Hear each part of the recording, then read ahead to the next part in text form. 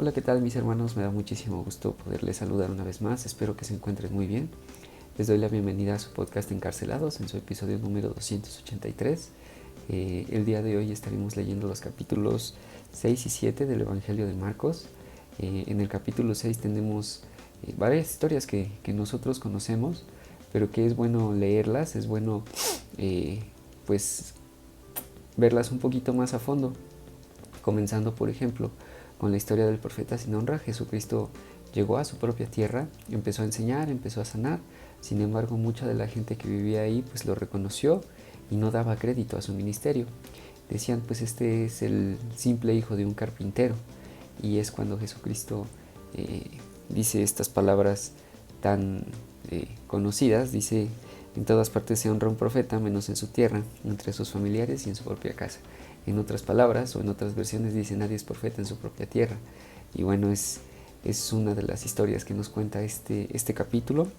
Enseguida se nos cuenta la historia de cómo Jesús envía a los 12 discípulos, les da autoridad y los manda a pues extender el reino, a sanar enfermos, a enseñar y a expulsar demonios. Entonces, pues es la primera vez que vemos que Jesús encomienda esta labor a sus discípulos.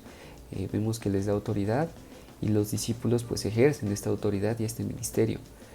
Más adelante vemos la triste historia de la decapitación de Juan el Bautista. Herodes era un rey, pues sabemos cómo era Herodes, y a pesar de su carácter, a pesar de su tinte autoritario que él tenía, dice la palabra que él estaba gustoso de escuchar lo que Juan el Bautista tenía para enseñarle. Sin embargo, Juan pues también le reclamaba algunos pecados que él había cometido. Esto no era mucho del agrado de Herodes, pero Herodes estaba consciente de que él era un hombre de Dios y un hombre santo. Sin embargo, en una fiesta que él estaba dando, entra la hija de su esposa y le pide la cabeza de Juan el Bautista en una bandeja. Finalmente, pues este deseo es cumplido y lamentablemente Juan el Bautista muere decapitado. Dice que después de esto los discípulos de Juan el Bautista le dieron sepultura al cuerpo. Sin embargo, pues sabemos que esto es una tragedia. Es un profeta bastante importante ya para los judíos y fue asesinado por el rey. Más adelante en este mismo capítulo vemos la alimentación de los 5000. Todos conocemos esa historia, la mayoría de nosotros conocemos esta historia, en la cual Jesús está enseñando. Más adelante se va a un lugar apartado, pero a través del agua, del mar, pero la gente que lo sigue lo alcanza por tierra. Entonces, cuando finalmente Jesús desembarca, ya lo había esperado ahí 5000 personas, un poquito más, un poquito mucho más, porque sabemos que esos 5000 hablan nada más de los hombres, sin contar mujeres y niños. Entonces, hay una parte en esta historia que me llama la atención, que dice que Jesús tuvo compasión de toda esta gente porque eran ovejas, como ovejas sin pastor. El Señor les empieza a enseñar en este lugar y conforme iba avanzando la tarde sabían que se tenían que retirar. Sin embargo, Jesús se tenía que retirar para ir a comer a sus casas cada uno. Sin embargo, Jesús les dice a los discípulos: denles ustedes de comer. Y los discípulos se sorprenden y dicen: pues ¿cómo le vamos a dar de comer a tanta gente si eso requeriría la paga de un año? Y sabemos que Jesús dice: pues ¿qué tienes a la mano? Algunos panes y algunos peces. Y más adelante pues Jesús los bendice, mira al cielo y sucede este milagro de la multiplicación.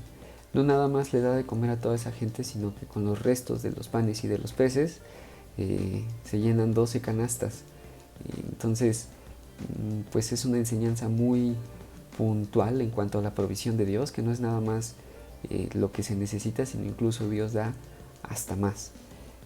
Más adelante vemos la historia de cuando Jesús camina sobre el agua. Todavía los discípulos no habían digerido el hecho de que Jesús había multiplicado los alimentos cuando tiene este incidente de caminar sobre el agua. Ellos estaban ya sobre la barca, había una tormenta violenta y lo ven a lo lejos que viene caminando. Sin embargo, ellos no lo reconocen en primera instancia y piensan que es un fantasma. Entonces comienzan a gritar, a alterarse, pero finalmente Jesús les dice: cálmense, soy yo. Y bueno, pues los deja todavía asombrados. Les digo que todavía no habían acabado de de entender lo que había pasado con la multiplicación cuando ven esta escena. Y bueno, es una cosa increíble para los discípulos. Un poquito más adelante, en el capítulo 7, Jesús les hace una fuerte confrontación a los fariseos, a los maestros de la ley, diciendo que se han preocupado más por guardar tradiciones humanas que por realmente guardar la ley de Dios.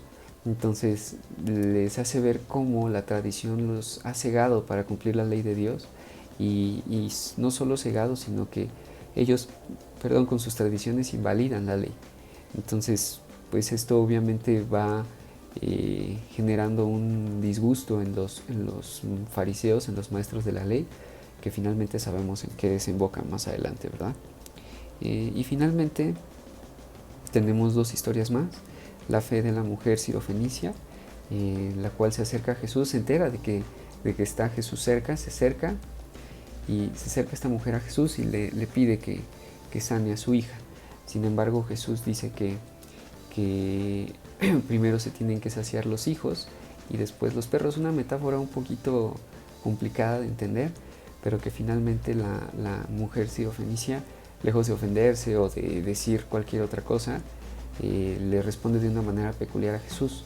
Esta manera peculiar de responder le agrada, y finalmente, a distancia, esta chica, esta hija de la mujer sirofenicia, queda libre de este mal que la aquejaba, un espíritu maligno que la tenía poseída. Finalmente, Jesús sana a un sordomudo. Se nos cuenta en esta última parte del capítulo cómo sana a un sordomudo, y bueno, es uno de los tantos milagros que se nos relatan acerca de la vida de Jesús. Entonces, pues mis hermanos, espero que puedan pues encontrar ese deleite en leer acerca de la vida de Jesús, y bueno, pues estaremos por aquí todavía enseñando y trayéndoles este devocional con mucho amor. Muchísimas gracias por escucharnos y nos vemos después. Bye.